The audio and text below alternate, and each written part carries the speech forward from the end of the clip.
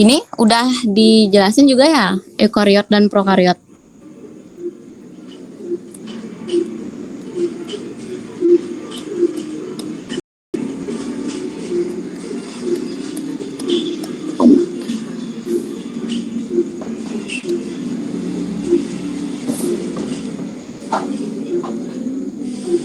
Biology.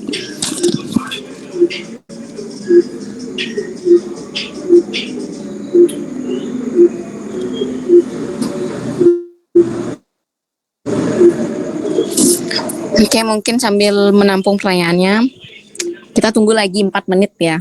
Kita akan mulai. Oke, guys.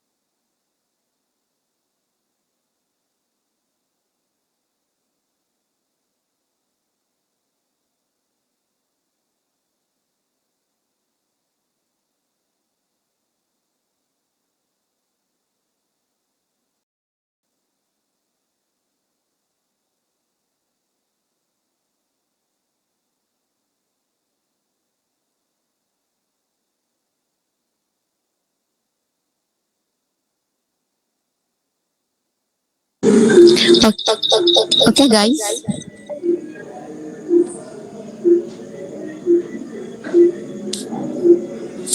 Oke, semuanya selamat malam teman-teman.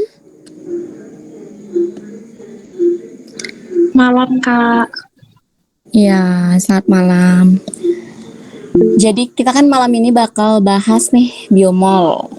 Biomol yang mulai dari awal banget, tapi nggak lama ya, nggak lama biar nggak pusing juga, karena biomol ini emang memusingkan. Jadi kita pahami secara singkat, jelas, dan padat gitu.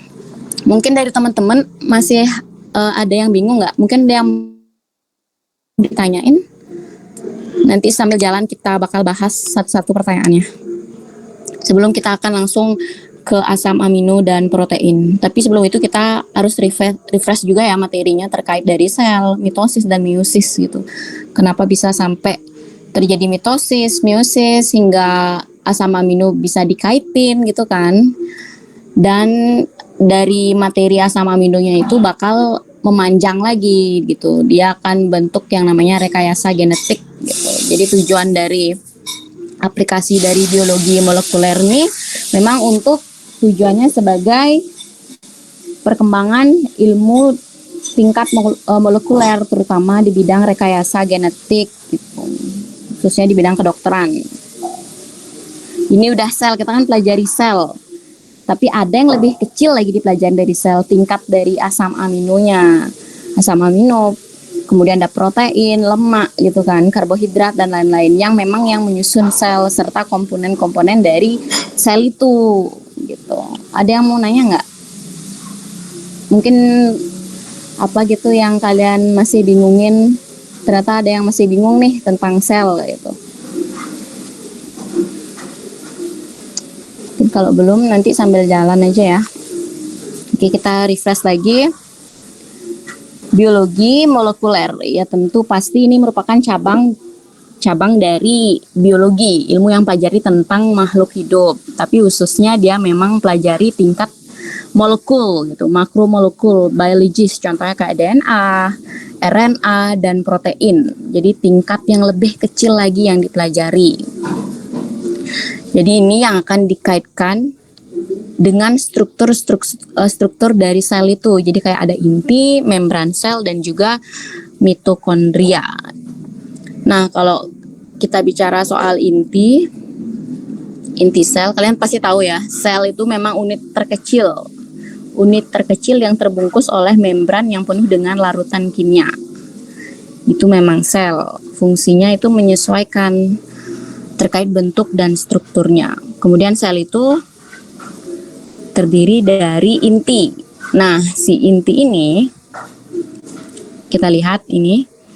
Inti sel itu ada yang beramplop atau yang memang dia disebut juga membran inti. Inti sel ini terbagi atas kromatin dan kromosom, kemudian ada nukleolus, terus ada nukleoplasma. Jadi fungsinya itu sebagai sistem penyimpanan informasi genetik. Ya, dan juga sebagai sintesis dari ribosom, itu inti sel, karena kan komponennya itu ada inti, komponen utama. Beda ya antara komponen utama dan juga komponen penyusun. Kalau komponen utama dari luar ke dalam dari sel itu, komponen utama itu yang pertama ada membran sel. Kalau kita ingat lagi, kemudian baru ada inti dari sel itu kan, inti sel, kemudian ada sitoplasma, jadi cairan yang dalam sel.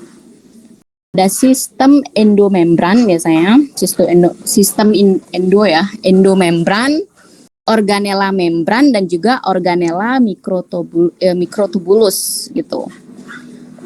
Kalau yang inti yang tadi, nah yang ini intinya yang beramplop. Jadi yang ada pembungkusnya atau disebut juga membran inti. Dia terdiri dari 3. Ada kromatin, kemudian kromatin atau kromosom, kemudian ada nukleolus, juga nukleoplasma gitu. Fungsinya sebagai tempat penyimpanan informasi genetik dan juga sebagai sintesis ribosom. Kemudian kalau untuk sitoplasma dan sitosol, jadi komponen penyusun dari sitoplasma itu pasti ada sitoskeleton yang terluar gitu. Sitoskeleton, kemudian ada matriks, sitosol itu cairannya sitosol. Kemudian selain sitosol ada juga ribosom sebagai mobilitas dia. Mobilitas itu sebagai kayak transportasi dan juga menjaga dari bentuk sel serta fungsi dari sitoplasma dan sitosol ini sebagai glikolisis kayak gitu singkatnya. Sebagai glikolisis. Kita lihat ini ribosom ya. Ribosom. Nah, si ribosom ini sama juga fungsinya sebagai tempat ikatan dengan mRNA, selain itu juga sebagai tempat glikolisis juga di ribosom. Itu cara menghafal atau memahami singkatnya ribosom untuk glikolisis kayak gitu. Kalau kita baca di jurnal tuh memang agak ribet bahasanya. Ringkas lagi, meringkas pemahamannya biar paham gitu. Gak sekedar hafal, tapi kita lebih paham. Kemudian ada sitoskeleton.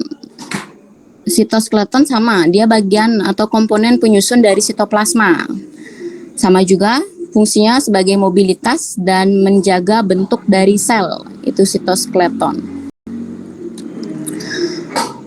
Proteosum juga sama. Oke, proteosum. Nah, endositosis dan eksositosis ya sama. Kalau import dan ekspor. Kalau biasanya kalau yang endositosis jadi dia mengambil zat-zat molekul terluar kemudian dimasukkan ke dalam sel seperti itu. Ke dalam sel, kemudian dalam sel ini yang dilapisi atau dilindungi oleh membran plasma. Ini diproses di dalam gitu, disimpan materi genetiknya, materi informasinya, kemudian dikeluarkan lagi materi genetiknya keluar sel gitu. Kalau singkat dari endositosis dan eksositosis. Jadi endositosis itu mengambil materi molekul yang dimasukkan lagi ke dalam sel. Eksositosis berarti ekso, dia itu X, dia keluar, dia mengeluarkan materi atau molekul keluar sel. Import dan ekspor. Ini singkatnya seperti ini. Oke, organela terbungkus oleh membran. Organela itu yang tadi kayak endosom, peroksisom ini yang disebut organela semuanya ya.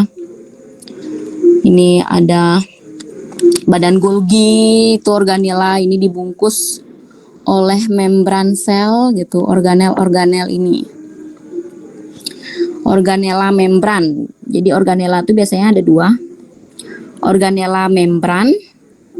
Ini organela yang memang terbungkus oleh membran, kemudian ada organela mikrotubulus. Kalau organela membran, itu di dalamnya tuh ada mitokondria. Oke, mitokondria.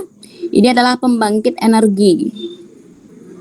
Jadi seluruh aktivitas dari sel-sel, energi itu dibangkitkan oleh si mitokondria ini.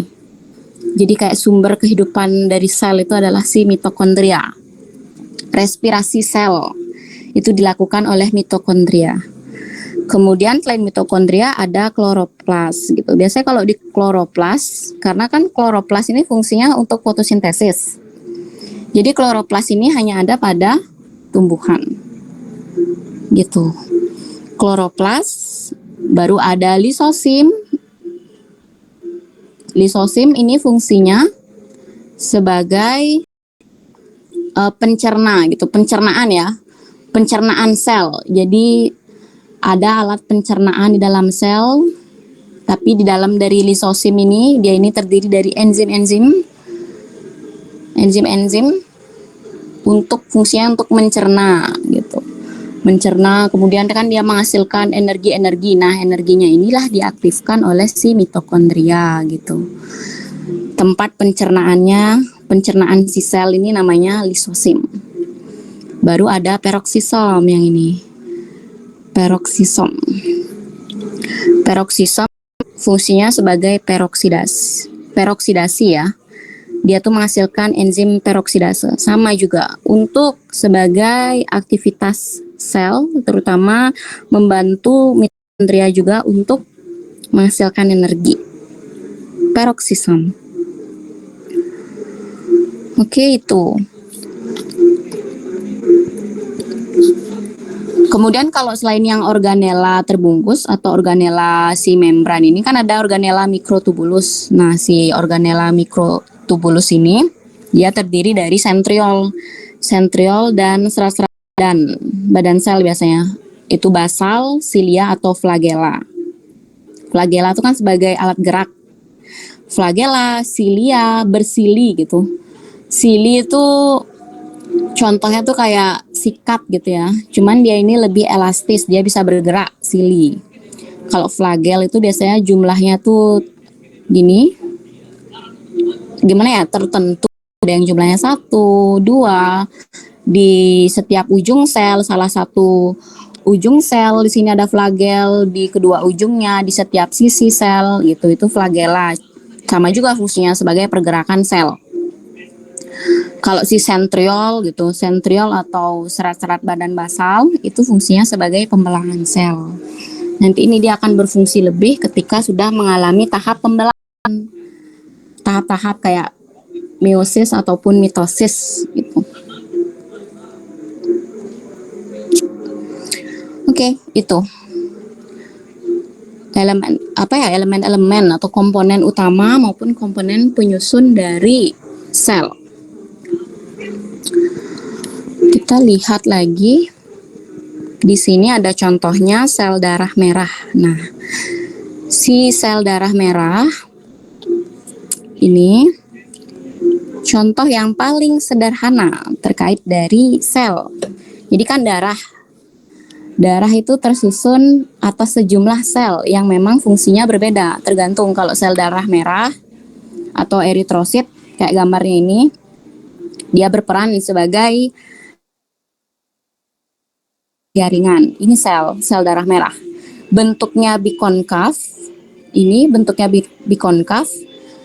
Jadi ini fungsinya kenapa dia bikonkav? Ini semakin mempermudah gitu atau semakin besar area untuk difusi oksigen. Jadi untuk menyerap oksigen, mengangkut oksigen itu semakin besar. Jadi kayak lengkungan lipatannya ini, celah-celahnya ini dimanfaatkan sebagai areanya gitu. Area penyimpanan yang besar, area pertukaran oksigen yang besar. Itu kenapa bentuknya bisa bikonkav. Jadi sel-sel itu sangat menyesuaikan dalam tubuh. Itu kalau sel darah merah. Nih, jarak difusi oksigen dari membran sel semakin pendek. Ya, itu karena semakin pendek karena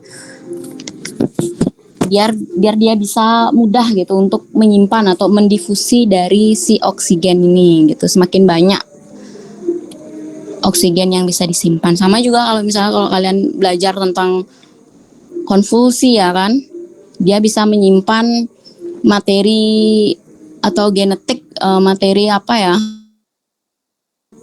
karena konvulsinya banyak dan semakin rapat, semakin luas gitu kan, biasanya kayak areanya itu informasi yang disimpan juga semakin banyak. Sama halnya seperti ini, sel darah merah yang bentuknya kayak gitu. Oke, kalau sel darah putih ini leukosit. Si leukosit atau sel darah putih ini kan memang dia fungsinya sangat penting dalam mencegah dan mengendalikan infeksi penyakit. Oke, ada beragam tipe sel yang masing-masing memang berperan berbeda dalam menghadapi dan mencegah penyakit. Banyak lagi dia. Sel-selnya itu disebut sel-sel polimorfonuklear atau PMN. Sel-sel yang menjadi garda terdepan dalam dalam melindungi organ atau jaringan dari penyakit ya. Inilah ada neutrofil, eosinofil, basofil. Jadi neutrofil yang paling mendominasi dari sel-sel polimorfonuklear. Sel-sel PMN. Kenapa namanya PMN gitu? Kenapa namanya polimorfonuklear? Itu karena sel ini dia mempunyai inti yang berlobus. Makanya PMN tuh istilah lainnya adalah granulosit atau granula. Sel-sel morfo, poli itu banyak inti yang berlobus gitu. Berlobus atau bergranul. Jadi ini untuk lebih bisa banyak gitu memakan ya, biasanya untuk menyerang benda asing, jadi perlu banyak lobus biar si penyakit ini bingung, benda asing masuk ke dalam sel itu bingung gitu. Jadi kayak banyak aja lobusnya, ini kayak gini-gini nih lobus nih bergranul seperti itu. Ini agranulosit yang memang tidak bergranula atau tidak berlobus. Kalau yang tadi polimorfonuklear, poli banyak. Kalau yang ini, yang agranulosit ini disebut mononuklear gitu. Jadi hanya sel inti, namun tidak berlobus gitu. Mononuklear, bukan morfo. Beda ya, polimorfo dan mono. Morfo itu lobus. Ini mononuklear, ini tidak berlobus. Lobus. Kalau dibandingkan dengan si granulosit, agranulosit ini memiliki sitoplasma yang sangat jelas. Gitu. Oke. Sitoplasma yang sangat jelas. Fungsinya sekali lagi itu untuk menjaga bentuk dari sel, kemudian sebagai mobilitas atau transportasi antara zat-zat molekul di dalam sel gitu kan. Itu granulosit dan agranulosit. Contoh agranul, monosit, limfosit, kemudian ada makrofag jaringan. Makrofag fungsinya untuk fagositosis gitu. Fagositosis adalah memakan benda-benda asing yang masuk ke dalam sel. Dan si makrofag jaringan ini asalnya itu dari monosit ya. Biasa kalau makrofag ini, kenapa namanya makrofag jaringan? Karena dia tinggal di jaringan ikat. Oke, sel rambut akar tanaman. Ya, fungsinya untuk menyerap air dalam jumlah besar. Biasanya ini berkaitan dengan proses difusi ya. Proses difusi antar sel biasanya. Gitu. Nih, sel sperma. Nah, kita refresh ya sel sperma. Ini ada akrosom. Jadi akrosom. Oke, akrosom ini biasanya jadi akrosom ini fungsinya untuk menembus zona velusida dari sel ovum. Jadi dia terdiri dari enzim-enzim pelisis.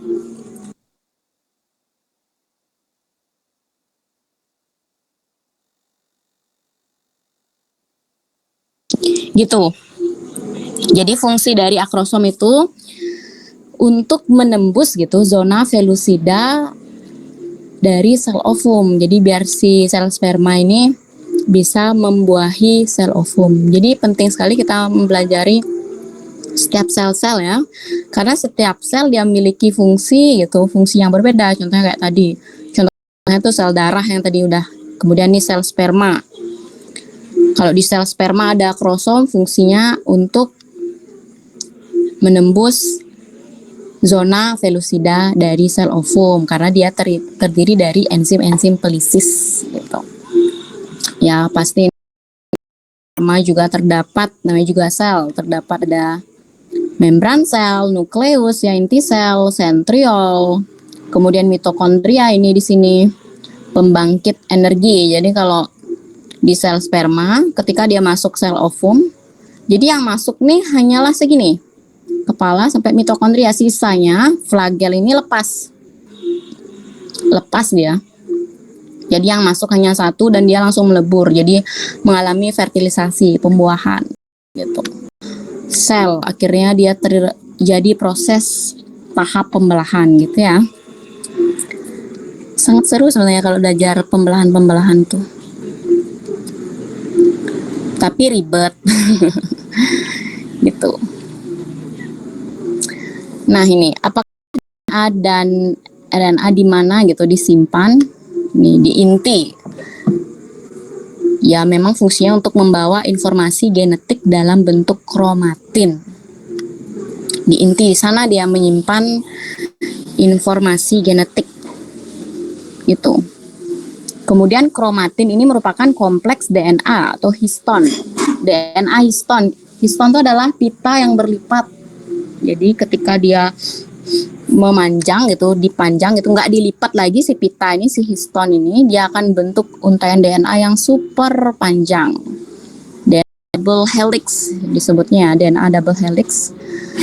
Satu histon gitu, satu DNA histon itu sama dengan kayak satu kromatin. Itu berisi sekitar puluhan juta untaian gitu DNA. Super panjang. Itu fungsinya memang untuk membawa informasi, menyimpan informasi genetik. Dalam pembelahan sel, kromatin dimampatkan di kromosom gitu dalam pembelahan sel. Jadi nih, kalau semakin dia mengalami pembelahan sel tahapnya ya, mulai tahapan 1 kayak gitu kan biasanya. Jadi si informasi genetik ini tetap dibawa, genetik ini selalu tetap dibawa dari mulai tahap 1 sampai memang benar-benar jadi gitu. Kayak sudah jadi janin kayak itu kan, sudah terlahir, itu informasi genetiknya tetap dibawa, cuman disimpan atau dimampatkan, dibuatin lebih kecil. Kromatin kan udah kecil nih, dibuatin lebih kecil, disimpan di dalam sebuah kromosom gitu. Nih, DNA serat ganda pilin double helix dengan unit berulang gula, deoksiribosa atau fosfat basa ACTG. DNA deoksiribosa. Kalau RNA, ada yang tahu nggak RNA apa? Kepanjangannya? Ribonucleic acid, Kak. Yes, betul. Ribonucleic acid. Ribosa. Itu, jadi dia disimpan di dalam sebuah kromosom. Jadi di inti terdapat kromosom. Kromosomnya ini terdiri dari kromatin. Kromatin ini merupakan kompleks, gitu, kompleks dari DNA histon atau pita berlipat yang terdiri dari DNA serat ganda dengan bentuk double helix, gitu, double helix.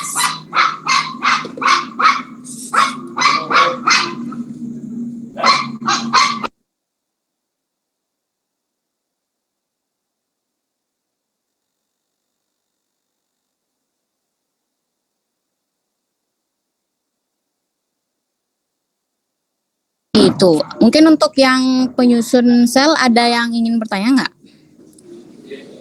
Ada yang mau nanya terkait fungsi komponen penyusun?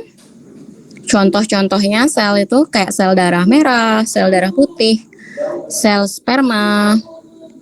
Sebelum kita lanjut ke mitosis, meiosis secara singkat, ada yang mau nanya nggak?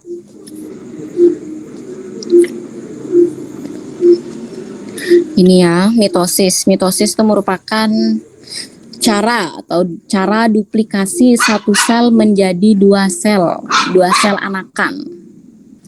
Tuh, dua sel anakan yang memang mereka ini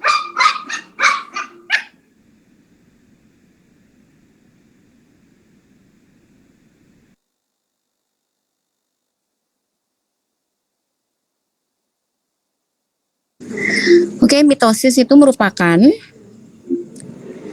cara atau tahapan duplikasi satu sel menjadi dua sel anakan yang menerima salinan materi genetik yang identik, pasti genetik yang identik. Gitu, jadi kayak tahapan duplikasi satu sel menjadi dua sel anakan ya, itu mitosis. Dengan cara dia itu menerima salinan dengan materi atau salinan materi genetiknya ini yang identik, sama gitu, persis sama dari satu gen ke gen lainnya, seperti itu. Nah, tahap-tahapannya yang pertama yaitu di sini udah langsung interfase ya, interfase, early profase kayak itu. Si mitosis ini ada yang pertama tuh profase. Profase, mana profase di sini? Kebalik di sini, interfase, early profase, profase. Oke, di sini. Yang pertama interfase, kemudian early profase, jadi profase tahap awal. Kalau interfase itu kayak masih nol, jadi belum ada kayak masih kosong, belum memulai tahap pembelahannya di sini. Ketika sudah dia memulai tahap pembelahannya di profase, fase ini kayak persiapan pembelahan sel, masih persiapan. Early profase, persiapan pembelahan sel. Jadi kalau kelihatan di sini tuh intinya itu masih tampak besar gitu kalau ciri-ciri dari profase ya. Intinya tampak besar, kemudian kromosomnya juga dapat diamati. Dan masing-masing dari kromosom ini dia mempunyai kromatid sebagai hasil dari replikasi DNA selama interfase. Punya kromatid ya. Tetap ya, dari awal sampai akhir dia akan tetap membawa genetik gitu, informasi genetik yang identik sama. Gitu. Kemudian setelah profase, karena kan dia sudah menyiapkan nih, sudah menyiapkan pembelahan sel, jadi dia akan melaju gitu. Udah siap nih, karena udah siap membelah, kita akan menuju pembelahan sel. Profase ini sama ya, early profase, profase sama, sudah mulai terlihat, intinya sudah mulai terlihat, kromatidnya sudah mulai terlihat gitu kan, sentrosom semua sudah terlihat. Baru akan terjadi proses pembelahan metafase. Nah, kalau di metafase ini, kalau kita lihat di gambar, si metafase, transition to metafase, untuk menjadi metafase seutuhnya, ini si mikrotubulus terangkai dalam suatu jaringan. Nih, ini yang disebut dengan spindle fiber atau spindle fiber. Kemudian si kromosom, ini kan spindle fiber nih. Si kromosom ini akan bergerak menuju ekuator sel. Ekuador atau titik-titik ekuador kutub, dia akan menuju ke masing-masing kutub sel. Dan si kromosom ini akan menjadi visible. Visible itu kayak terlihat lah ya. Kromosomnya ini akan tetap terlihat visible, terlihat cukup jelas gitu. Dan si kromosom ini memang sangat jelas gitu terlihat pada saat tahapan metafase. Kalau di profase interfase, si kromosom ini tidak begitu jelas, dia terlihat kayak masih gambaran gitu, masih dia siapkan. Nah, ini kayak ini kan, masih disiapin nih, belum terlihat jelas, kayak masih ngambang gitu. Ketika udah di metafase, udah mulai dia. Di sini sudah terlihat terbentuk spindle spindle fiber, kemudian sudah terbentuk kromosom yang jelas yang sudah berjalan mengarah ke masing-masing kutub ekuator, ke masing-masing kutub gitu. Itu metafase. Sama, ini seperti ini, semakin jelas. Oke, di spindle fibernya kalau di metafase tahap awal itu memang spindle fibernya itu masih terlihat sekilas saja, sedikit gitu. Kalau di metafase, si spindle fibernya ini sudah mulai kayak merenggang, tidak rapat lagi di metafase itu. Jadi kayak udah mulai gini, mulai kayak pisah gitu kan. Karena di tahapan anafase, si spindle fiber ini,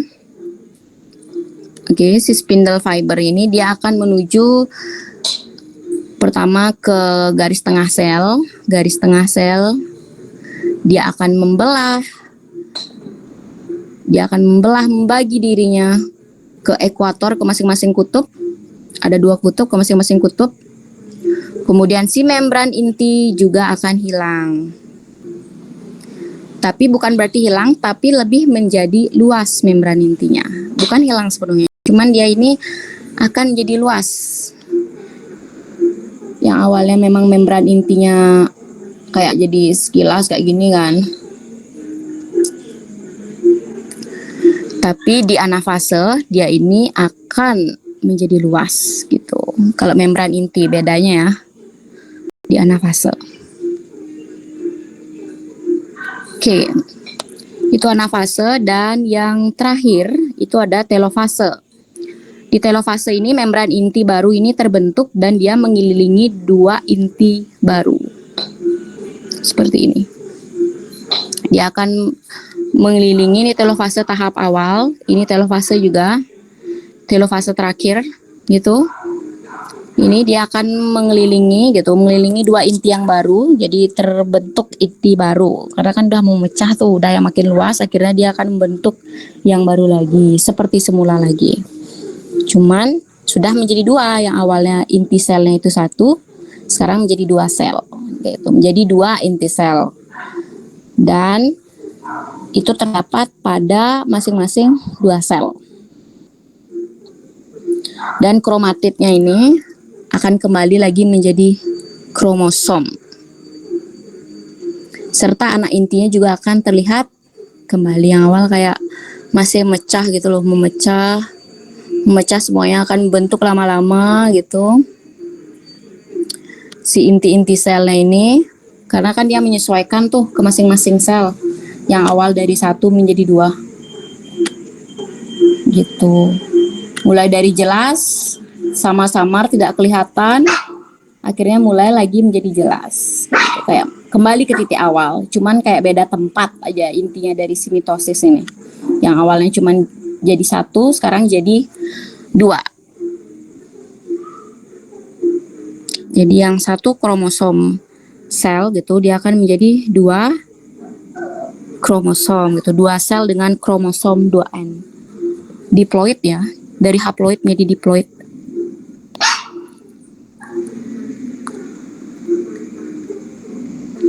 Oke, yang mitosis ada yang mau nanya nggak?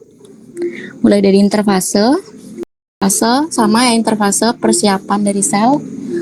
Ini juga early profase persiapan sel juga. Late profase dia sudah mulai memecah dirinya untuk mencari gitu, mencari ke masing-masing kutub, membagi dirinya. Ini dan akhirnya yang di tengah ini dia akan membentuk suatu spindle, untaian, dan kromatid atau kromosomnya ini juga akan menuju ke ekuator masing-masing. Seperti itu. Kemudian intinya akan dia semakin meluas, dia akan menuju ke masing-masing kutub, diiringi dengan pembelahan dari si sel. Jadi mulai membelah dia. Dan akhirnya terbelah. Si inti tetap kembali dia lagi menjadi bulat yang sempurna gitu, mulai lengkap dan jadilah dua sel. Kalian perlu hafalin yang kayak tahapannya sih, yang inter, jangan sampai ketuker karena di mana-mana tetap sama, interfase, profase, metafase, anafase, telofase, IP gitu, IPMAT, IPMAT, IPMAT, IPMAT. Nih, sudah dikasih tahu kayak kuncinya IPMAT, interfase, profase, metafase, anafase, baru telofase, IPMAT. Mitosis itu IPMAT. Meiosis ribetan ya. Meiosis itu kalau di meiosis, jadi kalau di hewan, di meiosis itu kayak satu sel normal itu dia akan mempunyai dua set kromosom atau dikenal dengan kromosom diploid. Gitu. Sama juga kok dia pembelahan, cuman kalau di sini tuh multiplikasi non konservatif biasanya. Jadi sel anakannya itu berbeda satu sama lain. Sel anakannya berbeda. Dengan tahap atau fase pembelahan dari meiosis itu jadi dibagi menjadi dua tahap. Tahap pertama dan tahap kedua. Tetapi kalau yang tahap pertama itu cuman tinggal isiin kayak pertama, terus yang kedua tuh yang kedua. Contohnya kayak profase 1, yang tahap kedua itu profase 2 gitu. Sama kok yang gini, prosesnya kayak tadi, cuman ini lebih ke multiplikasi aja. Multiplikasi karena dia sel anakannya ini berbeda gitu, berbeda satu sama lain. Metafase, sorry yang pertama ya profase, metafase, profase. Oke, di sini biasanya profase, metafase. Sama kok, metafase, anafase, baru telofase dan interfase. Ini baru tahap pertama. Dia tuh sama banget dengan mitosis. Dia sama, dia mulai dari satu, akhirnya dari haploid menjadi diploid, sama. Gitu. Sama banget. Kemudian ini tahap kedua. Ini profase 2, metafase 2, anafase 2. Dan akhirnya jadi germ cell. Oke. Jadi kalau di profase 2, prosesnya di sini tuh memang singkat. Semua kalau di meiosis tuh singkat. Tapi biasanya yang paling sering membingungkan tuh memang di profase 2. Sebab kalau di profase 2 itu terdapat sentriol gitu bedanya. Jadi dua sentriolnya ini dia akan bermigrasi, berpindah, saling menjauh, dan jaringan mikrotubulus yang paralel dan perpendikuler biasanya disebut di sini. Paralel dan perpendikuler ya, perpendikuler gitu. Perpendikuler ini terbentuk pada sel-sel anakan. Ini disebut sel-sel anakan. Oke. Sama kok pemahamannya antara si mitosis dan meiosis. Cuman kalau di meiosis sekali lagi dia tuh terdiri dari dua tahap pembelahan ya. Tahap pertama dan kedua. Masing-masing itu kayak profase 1 dan profase 2.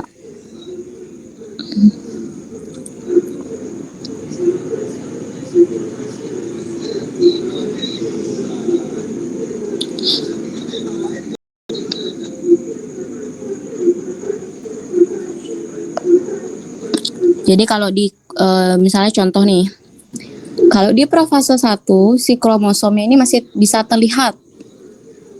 Oke kan masih bisa terlihat di profase 1. Cuman kalau di profase 2 kromosom ini sudah tidak visible lagi. Jadi dia sudah membelah juga, sudah membelah si kromatid ini. Kemudian jumlah kromosomnya ini juga tidak bertambah. Jadi tetap dia 2, cuman dia tidak terlihat lagi di profase 2, kayak masih samar gitu. Udah kayak mulai abu-abu. Yang di profase 2 itu bedanya dengan profase 1 itu, sebab di profase 2 itu yang lebih menonjol tuh adalah sentriolnya. Sentriol yang bermigrasi, saling menjauh gitu. Saling menjauh, dan jaringan mikrotubulusnya ini juga membentuk sel-sel anakan. Ini kan kayak 1 2 3 4 5 kayak ini bentuk nih anakan, ke atas ke bawah kayak gitu. Kira prosesnya ini disebut metafase. Cuma nambah anak kok di atasnya.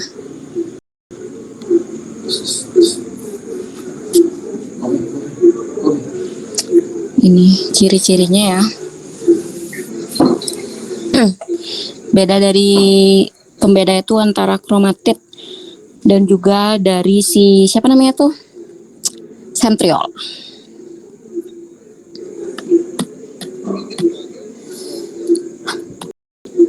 Oke, sudah ini checkpoint. Nih, apoptosis, checkpoint pembelahan sel. Apoptosis merupakan sel yang diprogram untuk mati atau bunuh diri. Tetapi apoptosis ini, dia ini tidak merugikan dari sel itu sendiri. Sebab biasanya apoptosis ini, biasanya dia akan berperan sangat penting pada saat fase penyembuhan si apoptosis. Cuman kalau di A1, si apoptosis ini tidak dipelajari lebih dalam, lebih lanjut gitu. Biasanya kalau di A1 tuh hanya di nekrosis biasanya. Kalau di apoptosis ini di S2 dia. Jadi lebih dalam lagi dia. Sel diprogram untuk mati atau bunuh diri gitu. Kalau ada yang mau jurnalan kita bagi nih apoptosis. Oke.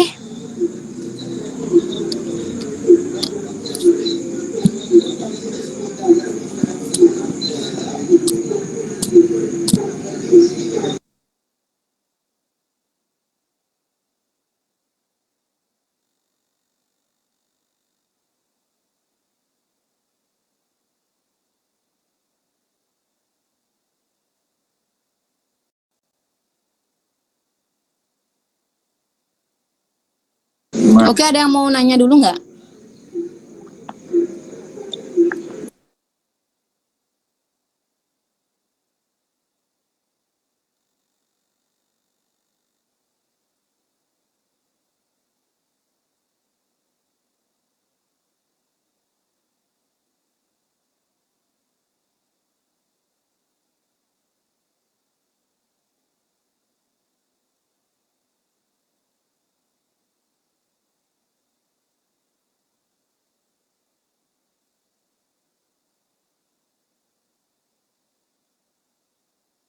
Mungkin kalau ada yang bingung terkait dogma central cell gitu ya. Jadi kalau dogma, nama itu memang serem gitu. Dogma central cell ini merupakan suatu alur gitu. Jadi alur dari DNA, RNA, dan protein. DNA yang gini, DNA mengalami proses transkripsi hingga menjadi RNA, kemudian dari RNA, ya kan, dari RNA dia akan menjadi protein, itu kayak prosesnya tuh disebut translasi gitu, transkripsi dan translasi. Nah, alurnya inilah disebut dengan dogma central cell gitu. Mungkin kalau ada yang bingung terkait dari alur DNA dan juga RNA.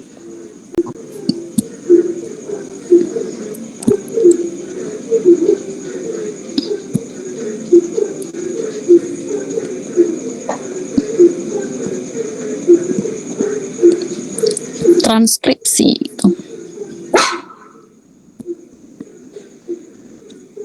Transkripsi itu ada proses gini ya, menyalin gitu, menyalin DNA yang disalin menjadi RNA. Penyalinan itu transkripsi.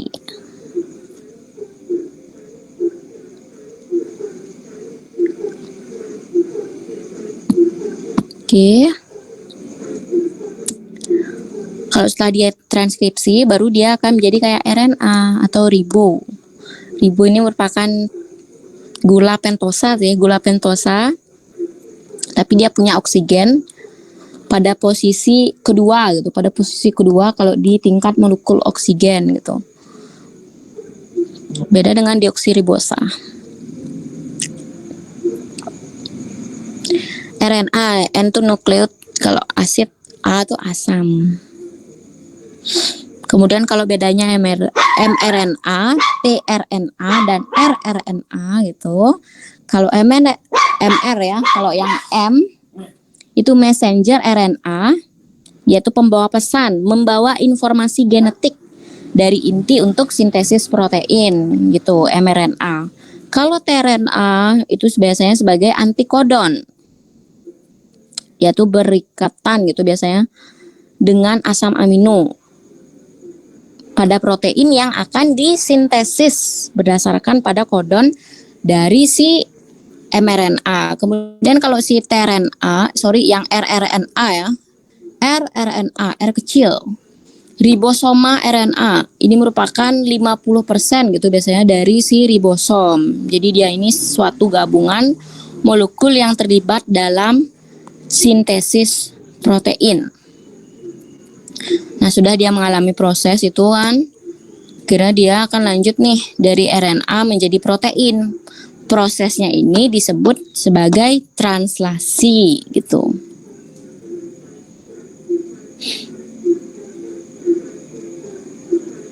Translasi RNA gitu menjadi polipeptida. Jadi polipeptida itu merupakan molekul bagian terkecil dari si protein. Dan selalu melibatkan, ingat, ribosom. Di sana sintesis protein ya. Di ribosom biasanya di retikulum endoplasma, di RE halus kan, jadi kayak ada dua tuh, kasar sama halus, retikulum endoplasmanya atau endoplasmic retikulum. Kalau yang kasar itu biasanya untuk sintesis lemak. Kalau yang halus itu sintesis protein. Di sana adalah proses translasi RNA dan protein gitu.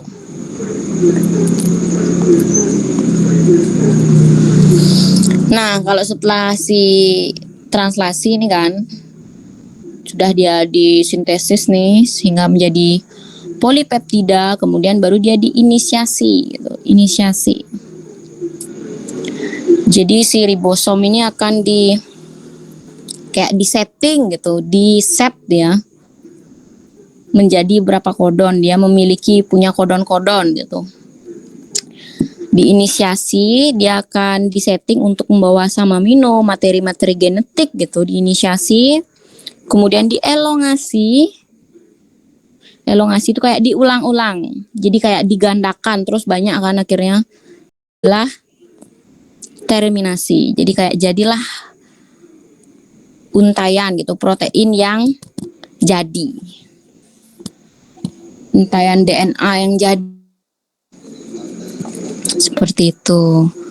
Elongasi itu pengulangan, terminasi itu karena sudah dia berulang, kemudian terminasi itu adalah dihentikan gitu maksudnya. Terminasi biasanya kalau istilah itu adalah stop codon, sampai dia mencapai stop codon, dirasa kodonnya itu sudah cukup gitu, baru sudah materi genetiknya sudah sampai sana gitu. Oke, sebenarnya saya singkat gitu aja, singkat seperti itu aja proses dari si DNA, transkripsi dari dogma sentral cell nih ya.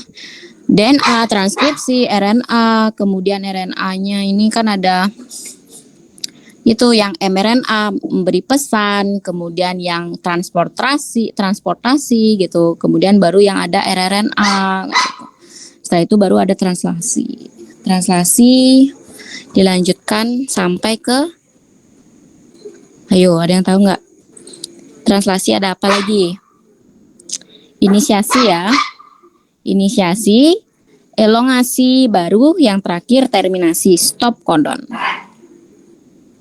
Karena sudah menjadi protein utuh, baru kita akan lanjut ke belajar ini. Sangat sistematis. Struktur protein itu. Ada yang bertanya nggak terkait dari mitosis, meiosis, dogma central cell, kemudian sebelum lanjut ke struktur protein ya. Dia mau nanya nggak guys? Tanya aja, kita santai.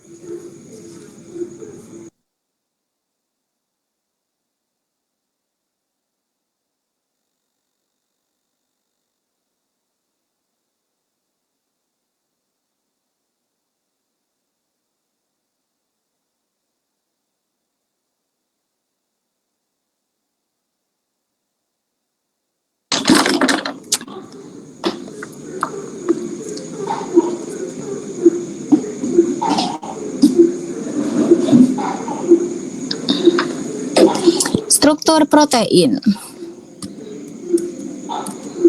Ada yang tahu nggak protein secara singkat itu apa sih sebenarnya? Kayak bahasa singkat protein itu apa gitu? Protein adalah, karena kan kita belajar strukturnya nih. Ada yang tahu nggak? Sambil karena nggak ada yang nanya nih, belum ada yang nanya, mungkin boleh kok di kolom chat.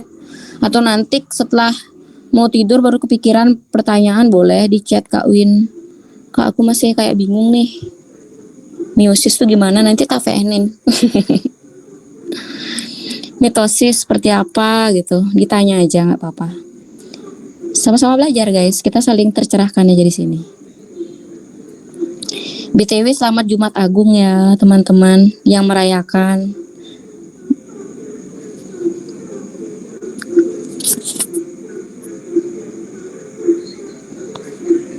Gimana teman-teman, ada yang mau nanya nggak? Atau mau ngasih tahu nih, protein tuh kayak gimana sih gitu? Apa sih protein yang terlintas gitu di pikiran kalian? Protein, ya udah protein gitu. Protein kayak gitu. Kan dia ada arti nih yang spesifik. Protein itu seperti apa? Gabungan asam amino melalui ikatan peptida, Kak. Yes, betul ya. Betul sekali itu. Jadi kalau protein hubungan, ya tentu. Nah itu juga gabungan asam amino yang berikatan satu sama lain dengan ikatan peptid, dengan ikatan peptida. Dan dia ini memiliki gen-gen penyandi. Ya pasti protein ini kan memang sangat penting dalam penyusunan bagian-bagian dari tubuh, baik itu hewan, tumbuhan, manusia, itu semua itu disusun oleh si protein ini. Contoh-contoh protein itu ada antibodi, kemudian ada reseptor, enzim, ya kan, neurotransmitter, dan saluran serta pori-pori itu penyaring dalam sel biasanya. Si antibodi tentu terdiri dari si protein. Karena dia fungsinya ini juga untuk mengenal molekul-molekul agen penyakit atau benda asing yang menyerang tubuh hewan atau manusia. Gitu. Contoh-contoh dari si protein. Oke, ikatan peptida antar asam amino dan protein itu dibentuk oleh gugus karboksil asam amino. Yang pertama dengan gugus asam amino yang berikutnya. Jadi mereka saling berkaitan. Gitu. Nah, inilah yang akan membentuk struktur protein. Oke, dia akan membentuk struktur protein. Ya kan? Proteinnya ini yang sudah mengalami proses translasi pastinya akan membentuk susunan protein yang disebut adalah asam amino. Jadi protein kan tersusun atas rantai asam amino nih yang memang panjang banget dan kadang juga dimodifikasi dengan penambahan dari gula, fosfat atau heme. Hemenya ini saya dari hemoglobin. Gitu. Nah, ini struktur primer. Struktur protein ada struktur primer dan sekunder. Kalau si primer ini dia ini akan membentuk rantai dengan ikatan peptida, namun hanya mengalami satu perubahan dalam struktur primer. Jadi satu perubahannya ini yang sangat signifikan dalam struktur dan juga fungsinya, makanya disebut dengan struktur primer. Makanya karena dia mengalami satu perubahan aja. Ya contohnya ini sistin ya. Contohnya adalah sistin yang C ini, C. Jadi kayak ada penambahan sistin dalam sekuens asam amino, dia akan mengalami penambahan satu aja. Dia akan merubah secara signifikan dari ikatan si peptida itu. Padahal nambah satu sistin aja. Karena dia akan bereaksi antara ikatan peptidanya ini dengan si sistin ini. Gitu, sistin dalam sekuens asam amino ini. Dia akan membentuk ikatan disulfida. Gitu. Satu perubahan itu aja akan menjadi ikatan disulfida. Makanya disebut dengan struktur primer.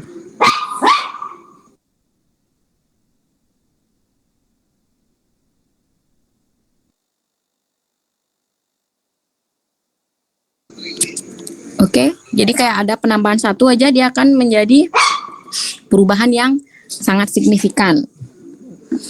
Itu. Misal kalau ada soal nanti contoh dari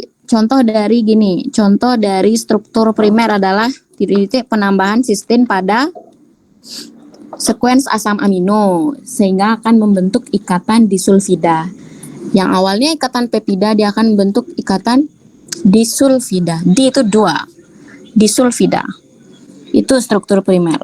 Kemudian struktur sekunder alpha helix gitu. Biasanya identik dengan bentukan dari alpha helix 2 gitu. Oke, struktur sekunder ini biasanya terbentuk dalam protein yang memang bentukannya itu ada alpha helix, kemudian ada beta sheet dan juga ada random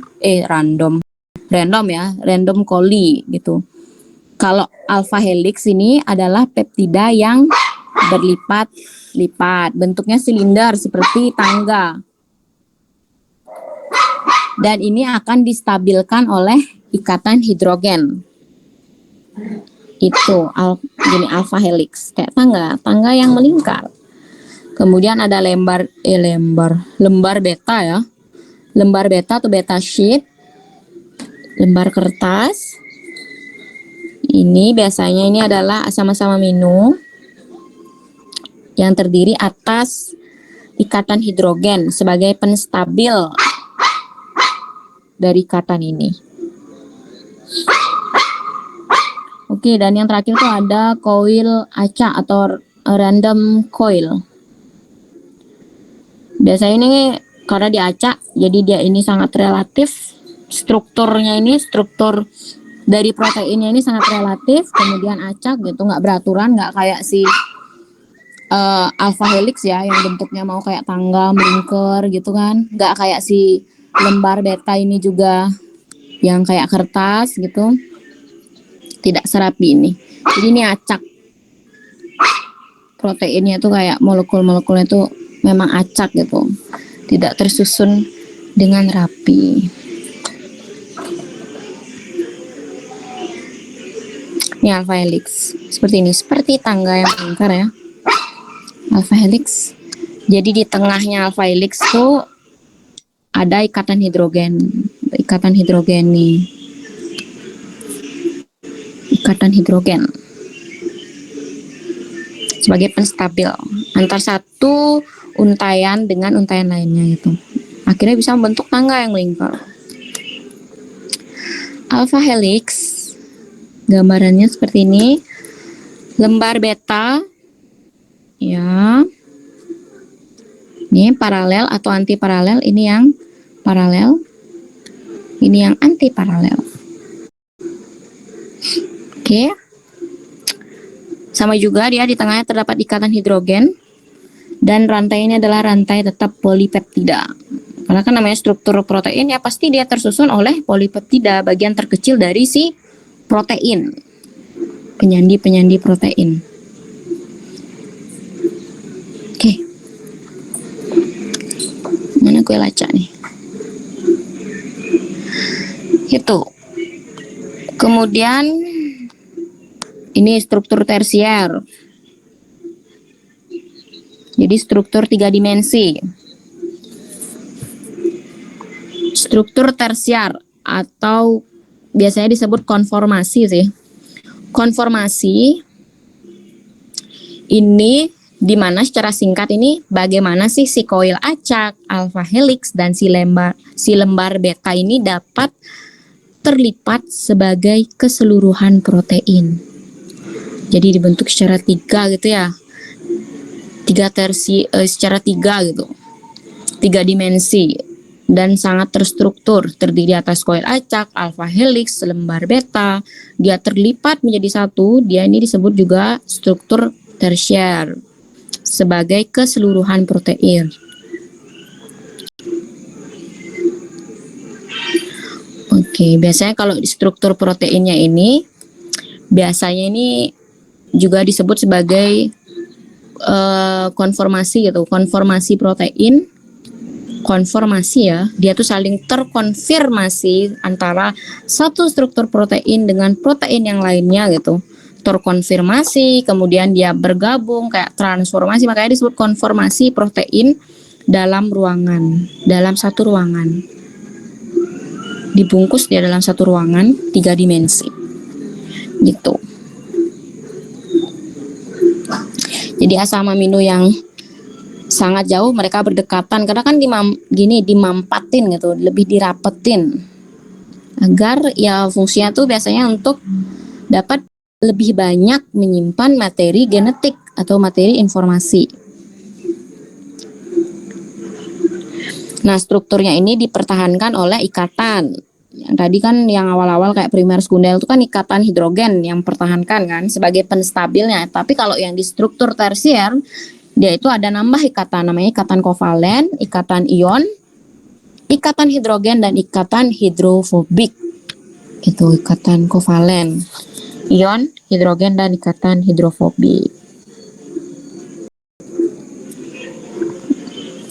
Dia akan berbentuk globuler.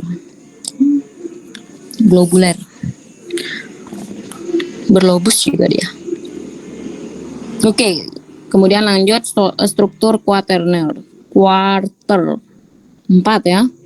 Primer, sekunder, tersier, kuarter, apa lagi? Pentum. Pen itu 5 ya. Oke nih, yang struktur apa ini? Quaterner, struktur ini adalah tetap sama ya. Strukturnya adalah jalinan. Biasanya ini gabungan polipeptida yang dibentuk oleh 2 atau lebih protein. 2 atau lebih protein. Atau sama-sama bahan atau unsur bukan protein juga. Contohnya itu adalah si hemoglobin. Kemudian hemoglobin ini kan tersusun atas 4 rantai, 2 rantai alfa dan 2 rantai beta kayak gitu, hemoglobin. Ditambah dengan molekul dari Fe. Fe kan bukan protein ya kan? Jadi itu makanya disebut dengan struktur quaterner. Karena dia ada ikatan protein lebih dari lebih dari 1 atau lebih dari 2 protein ini saling berikatan ditambah dengan unsur yang bukan protein. Itu disebut dengan struktur quaterner. Hemoglobin namanya Hb. Penambahan dari 2 rantai alfa dan 2 rantai beta. Alfa dan beta ini sama-sama dari polipeptida. Gitu. Dual ya, lebih dibentuk oleh 2 atau lebih protein. Gitu, banyak protein yang menyusun. Ditambah dengan Fe. Fe ini ingat, ini bukanlah unsur dari protein, makanya disebut struktur quaterner. Ada nambah ya dari luar. Padahal bukan protein. Itu quaterner. Kalau tersier tetap masih di ranah protein, punya masing-masing dari penyusunnya tuh sama-sama dari polipeptida semua.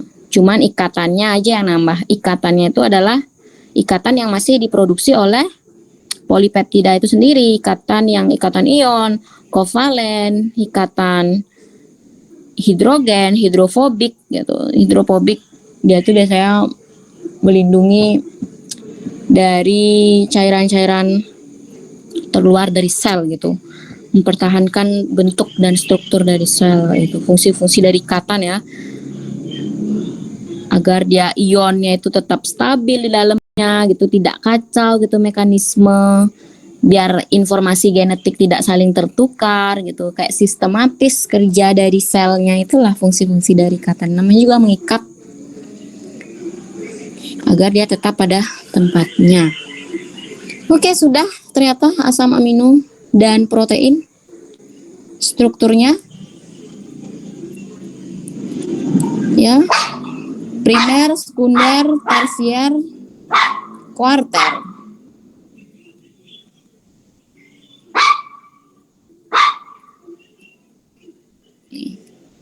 Nah, struktur-struktur ini akan diaplikasikan ke dalam teknologi molekuler. Contoh teknologi molekuler itu yaitu PCR. Oke. Kemudian ada PCR itu adalah polymerase chain reaction ya. PCR. Ini nih gini. Dia itu melibatkan DNA kalau PCR. Apalagi selain PCR itu ada ekstraksi DNA gitu, DNA yang diekstraksi. Kemudian selain itu juga ada imunohistokimia, ya kan? Masih banyak banget perkembangannya ya. Ada yang mau nanya nggak teman-teman? Udah kok sebenarnya. Kalian perlu sering membaca sih sebenarnya ini. Harus sering dibaca, dipahami, diskusi. Mungkin kalau nggak ngerti, mungkin dari segi kalian pemahamannya ternyata kayak gini loh gitu. Coba tanya teman lain, mungkin bisa tanya Kak Win. Ini gimana sih Kak gitu. Apa sih yang dimaksud dengan struktur quaterner gitu? Apa yang membedakan dia dengan tersier? Dicari pemahamannya. Tuh. Ada yang nanya nggak? Nanya nggak?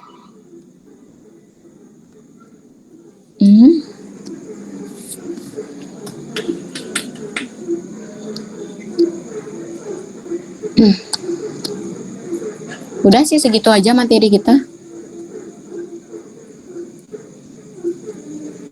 Nanti kalau bahas lagi PCR nanti adalah teknologinya itu nanti mungkin akan lebih paham ketika nanti ditambah dengan nonton video kalau yang teknik-teknik kayak gitu ya. Soalnya ribet PCR sekecil gitu bisa mendeteksi DNA gitu. Rapid ya, rapid test corona itu kan PCR itu kan DNA kita yang kerja itu. DNA-nya yang dites. Oke. Ada yang mau materi ini? Atau udah ada, guys? Mau, Kak. Mau. Siap dengan senang hati. Tugas biomol TS.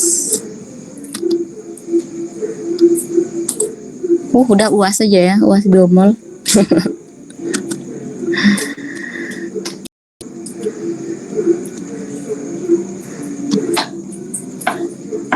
Seperti itu. Kak, mau tanya, Gimana?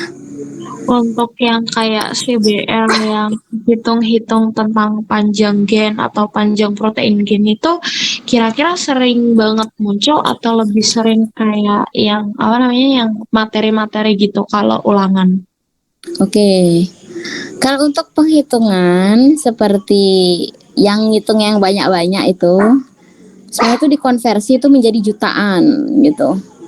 Itu nggak muncul guys, itu tidak muncul soalnya karena udah ada sistem penghitung otomatisnya di lab. Jadi itu hanya memperibetkan. Itu kayak kalian harus tahu itu manualnya seperti ini ternyata ngitungnya nggak itu.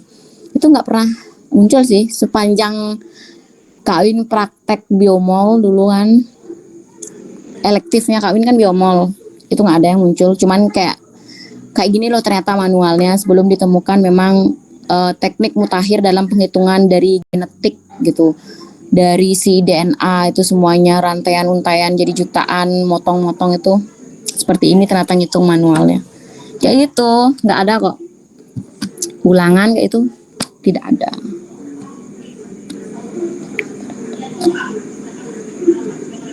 Oke Kak, terima Oke, kasih. terima kasih. Kalian ada yang tahu epitop dan paratop?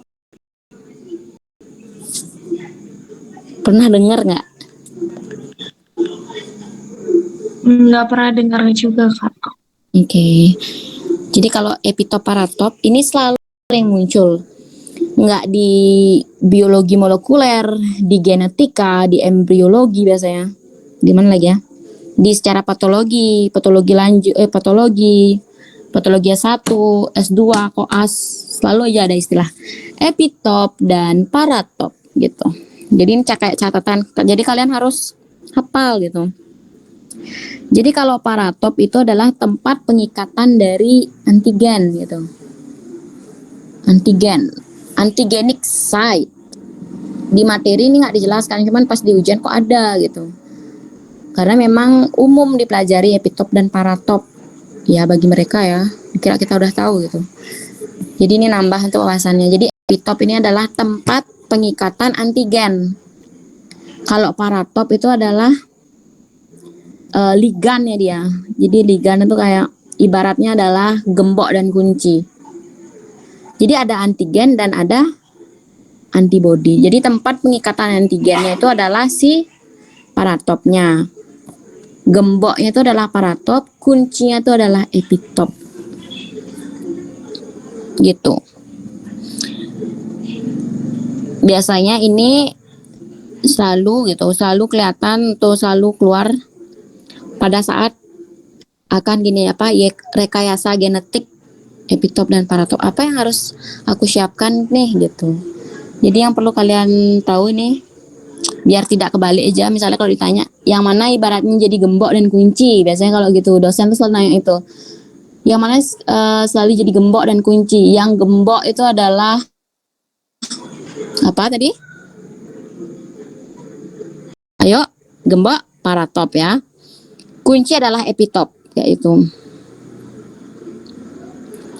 Jadi ini ada antigen, tempat pengikatan antigen.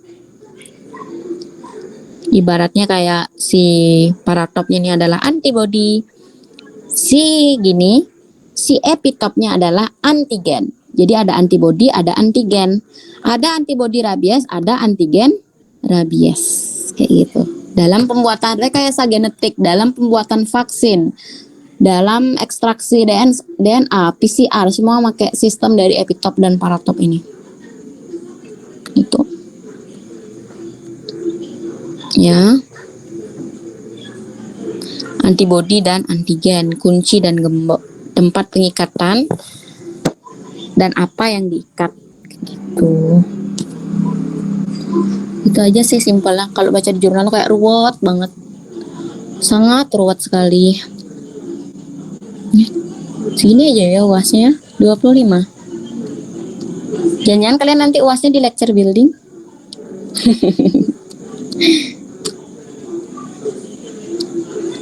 Enggak, tetap sama kok. Oke, ada yang nanya nggak? Nggak ada.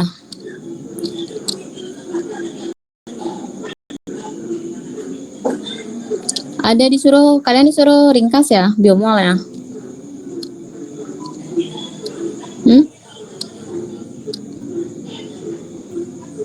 Nggak ada, Kak. Nggak ada. Nggak ada ngeringkas biomol gitu kah? Nggak ada, masih belum mungkin, Kak. Oke, siap. Oke, aman berarti ya.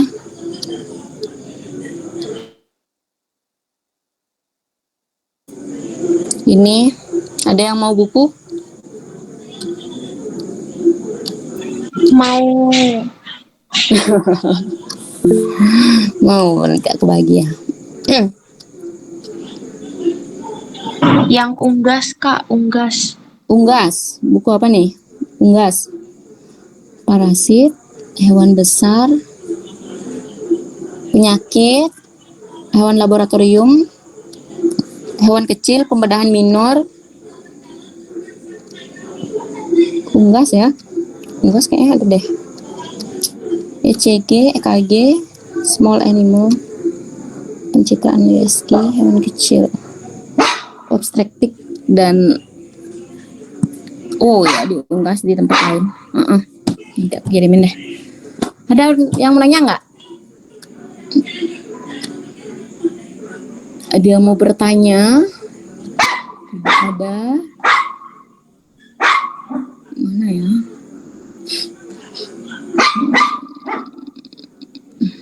Ada seperti yang nanya. Oke. Thank you guys for joining. See you. Terima kasih teman-teman. Selamat istirahat. Terima